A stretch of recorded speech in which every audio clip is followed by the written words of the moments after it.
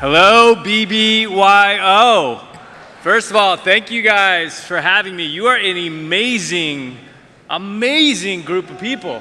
You guys are going to change the world. There's a bunch of world changers out here. I'm honored to be in your presence. Thank you, whoever said that.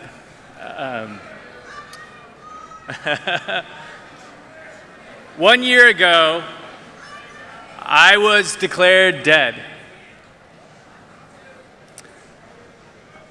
I flatlined for 4.5 minutes, and only through a series of miracles were they able to bring me back to life.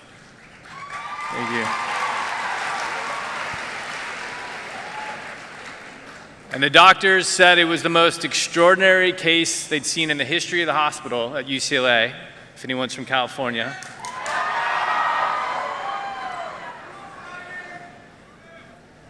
And the crazy story started when I was born. I was supposed to die actually when I was born. My stomach was twisted in a knot, and then the scar tissue from that surgery broke off all these years later, and it created this bowel obstruction.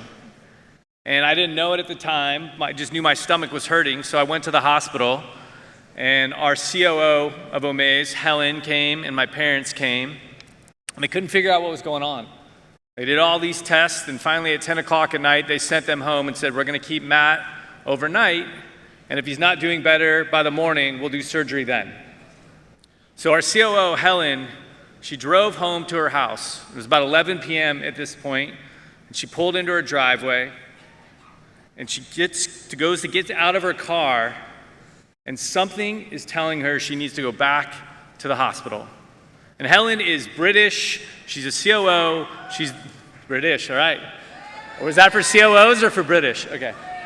She's British. She's a COO. And she's very serious. She's not like a Venice Beach, listen to the cosmos type person. But the voice was undeniable. So she decided to drive back to the hospital.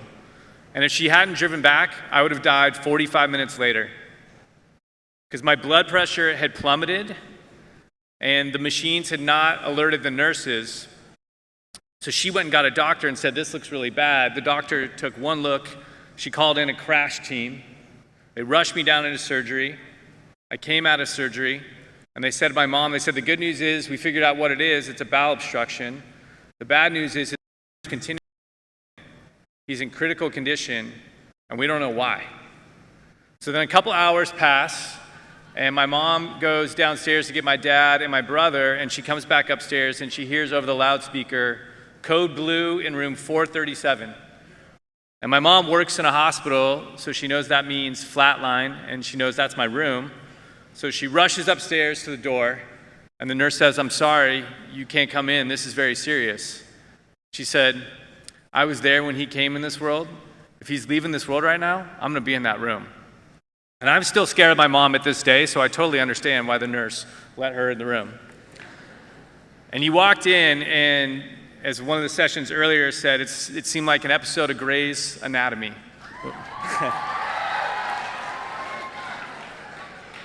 My mom walked in, and they were doing the compressions, and if you guys know the show, those paddles, the electric shocks, they were doing that to me, but my body wasn't responding. And my mom began to crumble. She said, it's one thing to lose a child, it's another thing to be in the room when it's happening. At the same time, my dad was outside with my brother, and this doctor came out and said to another doctor in front of my brother, not knowing it was my brother, hey, we lost this guy, he's gone. So my brother pushed my dad in the room saying, you need to be there with mom.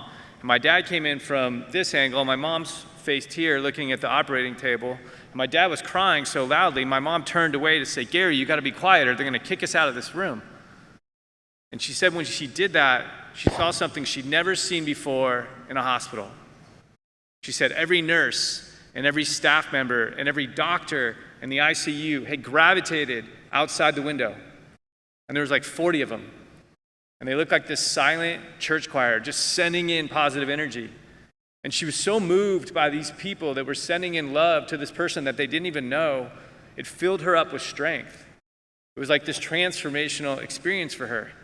And she took a big, deep breath, and she started coaching me. She said, Matthew David Pohlson, these people are fighting to save your life. They are fighting so hard to bring you back, but you're not fighting hard enough. You need to fight harder. These people are fighting to save your life.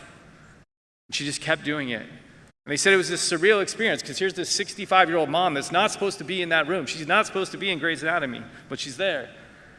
And she just kept going, and the flatline went on for 4.5 minutes, which is a really long time. And usually they don't fight that long. But because she was there, they kept fighting.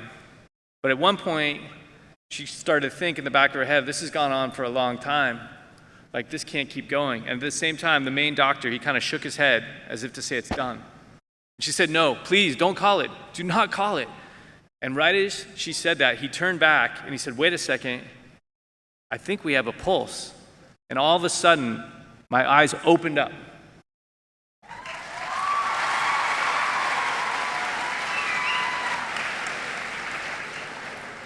And I looked at my mom, and I looked at my dad, and I was on my side, and I kind of lifted my right arm, and I went like this, and then like this.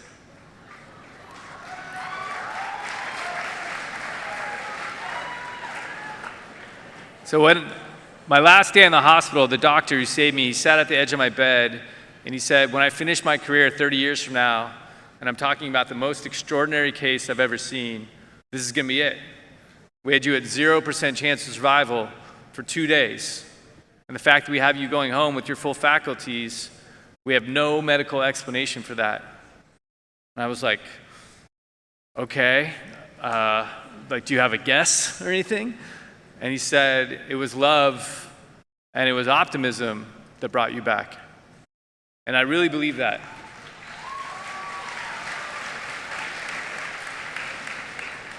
And an experience like that, it changes you fundamentally. I used to be plagued by insecurity and fear, and it helped to go away. I'm way happier, way more productive than I was before, and it's actually changed our business. At OMAZE, we raise money and awareness for charities by offering the chance to win once-in-a-lifetime experiences. We've done everything from be in Star Wars to go on a date with Noah Centineo. You guys like that one? I thought you might like that one. To win a Bentley where Post Malone hands you the keys. And before I had this experience, we had raised $150 million for charity. But now, with my new lease on life, our vision is to be the first for-profit company to give $1 billion to charity in a single year.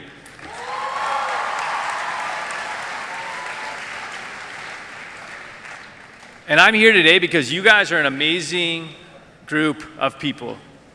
And if I can share the lessons that I learned, if they can be helpful for you, it would be a great honor because you don't have to die to be able to overcome your fears. You don't have to die to be able to live your dream life. Everything you need is available inside you right now. There's just two quick mindsets and habits that can help bring it out that I'm going to offer. The first one is share love at every single opportunity, especially to yourself. When I was coming back from the light, or when I was flatlining, I had one of those come back to the light experiences. You know, where in Buddhism, they say there's a state of consciousness where your ego dissolves and you just feel connected to everything around you. You're like a drop in the ocean and the entire ocean. That's what I felt like. I felt totally interconnected. I could see the love that my friends and my family were sending me. It was lifting me back to the light. And I know now that I don't know much, but I do know if they had not sent me that love, I would not be standing here today.